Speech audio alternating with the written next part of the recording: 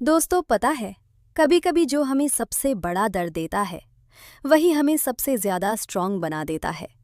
और वहीं से शुरू होती है एक नई कहानी, एक नया वर्जन, एक नई जिंदगी। और ऐसा ही कुछ हुआ शीतल की लाइफ में। शीतल सिंपल सी हाउसवाइफ। सुबह 5 बजे उठना, घर संभालना, बच्चों का स्कूल, दिन भर बिजी, लेकिन खुद के लिए जीरो वक्त। उसे लगता था, हाँ, बस यही जिंदगी है। सब नॉर्मल था, सब रूटीन था। लेकिन धीरे धीरे उसका बॉडी सिग्नल्स देने लगा। थकान जो रेस्ट से भी ठीक नहीं होती थी, हल्का सा पेन जो इग्नोर कर दिया गया, थोड़ा वीकनेस होगा, स्ट्रेस होगा। लेकिन एक दिन जब पेन अनबेरेबल हो गया, टेस्ट करवाए गए, रिपोर्ट्स आई, और उस एक रिपोर्ट ने सब कुछ बदल दिया। कैंसर। रूम में सब चुप थे, लेकिन शीतल के अंदर एक तूफान चल रहा था। उसे लगा जैसे जमीन खिसक गई हो। उसने सोचा, अब क्या? मेरे बच्चों का क्या होगा? मेरी लाइफ यहीं खत्म। उसने अपने फ्यूचर की तस्वीर बना ली।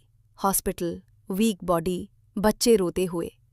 रात को जब सब सो जाते, वो चुपचाप सीलिंग को देखती रहती। आंखों से आंसू बहते रहते, लेकिन आवाज नहीं निकलती। फिर एक दिन वो गार्डन में बेंच पर जाकर बैठ गई। आंखों में आंसू थे, और तभी एक हल्का सा आवाज आई, बेटा, कभी कभी जिंदगी हमें रोककर कुछ सिखाना चाहती है। शीतल ने हैरानी से ऊपर देखा। उसके पास एक एल्डरली आदमी खड़े थे। वाइट कुर्ता, शांत चेहरा, आंखों में अजीब सी क्लैरिटी। वो थे माधव अंकल। उन्होंने पूछा, यहां बैठ सकता हूं? शीतल ने बस हल्का सा सर हिला दिया। कुछ पल दोनों चुप रहे। फिर माधव अंकल ने कहा, डर लग रहा है।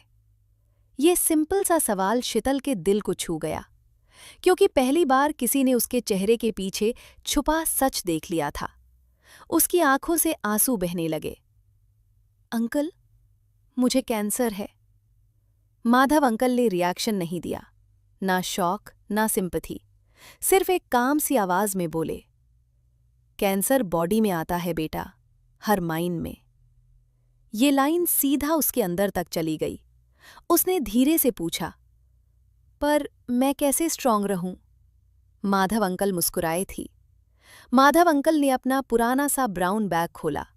बैग में से उन्होंने एक केयरफुली रैप्ड बुक निकाली। कवर थोड़ा पुराना था, लेकिन संभाल कर रखा हुआ। उन्होंने बुक शीतल की तरफ बढ़ाई। ये लो। जब मैं खुद हॉस्पिटल के बेड पर था, तब किसी ने मुझे ये बुक दी थी। शीतल ने शौक से उन्हें देखा। मतलब, आप भी? उन्होंने सिर्फ हाँ में सर हिला दिया। शीतल के हाथ हल्की सी कप रहे थे जब उसने बुक ली। कवर पर लिखा था, you are more than your fear. उस रात शीतल ने बुक का पहला चैप्टर कहता था, repeated thoughts become emotions, repeated emotions become your internal chemistry.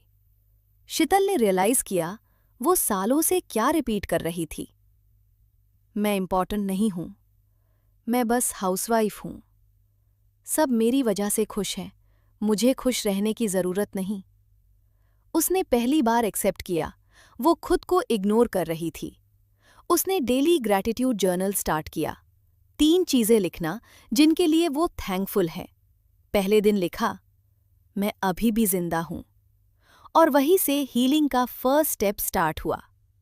Chapter 2, pain is a message not a punishment. Book में लिखा था, body shouts when the soul has been whispering for years. Sheetal को याद आया, वो कभी अपनी फीलिंग्स एक्सप्रेस नहीं करती थी। ना फ्रस्ट्रेशन, ना थकन, ना एक्सपेक्टेशंस। कैंसर सिर्फ इलनेस नहीं था, वो सप्रेस्ड इमोशंस का सिग्नल था। एक दिन उसने फैमिली के सामने कामली कहा, मुझे हेल्प चाहिए। ये उसकी लाइफ का सबसे बड़ा ब्रेव मोमेंट था। चैप्टर 3 था, चेंज योर आइडेंटिटी। बुक का 3rd चैप्टर पावरफुल था। Stop saying I am sick, start saying I am healing. Sheetal ने अपनी लैंग्वेज चेंज की। पहले, मैं कैंसर पेशेंट हूं। अब, मैं हीलिंग जर्नी पर हूं। ये सटल शिफ्ट ने उसका माइंडसेट ट्रांसफॉर्म कर दिया। Chapter 4, fear is energy. Book में लिखा था, fear is not your enemy, it is unused power. Sheetal को समझ आया, वो फियर से भाग रही थी। अब वो फियर को ऑब्जर्व करती थी। जब चीमों का डर आता, वो डीप ब्रीदिंग करती। माधव अंकल ने सिखाया, इमोशन को फील करो, फाइट मत करो। Chapter 5, purpose heels faster than medicine. ये चैप्टर ने सब चेंज कर दिया। When you give hope to others, your own wounds start closing. Hospital में शीतल ने दूसरी पेशेंट से बात करनी स्टार्ट की। उन्हें बुक की लाइन सुनाने लगी। स्लोली एक छोटा सपोर्ट सर्कल बन गया। वो जो खुद ब्रोकन फील करती थी, अब किसी और का सहारा बन रही थी। Chapter 5, rewriting your story. Last chapter में लिखा था, you are not what happen to you, you are what you choose next. ये लाइन शीतल के लिए फाइनल अवेकनिंग थी।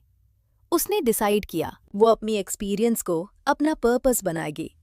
उसने सर्टिफिकेशन कोर्स किया, emotional wellness and support facilitation में। हॉस्पिटल ने उसे इनवाइट किया एज वॉलंटियर काउंसलर। फिर एक एनजीओ ने पार्टनरशिप ऑफर की। मीडिया इंटरव्यू हुआ, housewife who turned her pain into purpose. वो जो कभी गिल्ट में जीती थी, आज ग्रैटिट्यूड में जी रही थी। स्लोली इनकम जनरेट होने लगा। लेकिन उसके लिए सबसे बड़ा सक्सेस पैसा नहीं था। सक्सेस था सेल्फ रिस्पेक्ट, अपनी आइडेंटिटी, अपनी वॉइस। अब वो सिर्फ किसी की वाइफ नहीं थी, वो शीतल द हीलिंग गाइड थी। अगर आप भी किसी अंधेरे फेज से गुजर रहे हो, तो याद रखिए, एंड जैसा लगने वाला मोमेंट ही आपके सक्सेस का फाउंडेशन हो सकता है। आप अपनी डायग्नोसिस नहीं हो, आप अपनी डिसीजन हो। और जब आप डिसाइड कर लेते हो, तो दुनिया की कोई रिपोर्ट आपकी डेस्टिनी डिफाइन नहीं कर सकती। अगर इस वीडियो से आपको इंस्पिरेशन मिली हो, तो इसे शेयर कीजिए, क्योंकि हो सकता है किसी और को भी आज इसी होप की ज़रूरत हो। मिलते हैं नेक्स्ट लाइफ चेंजिंग स्टोरी में। Thanks for watching. Please like, share and subscribe.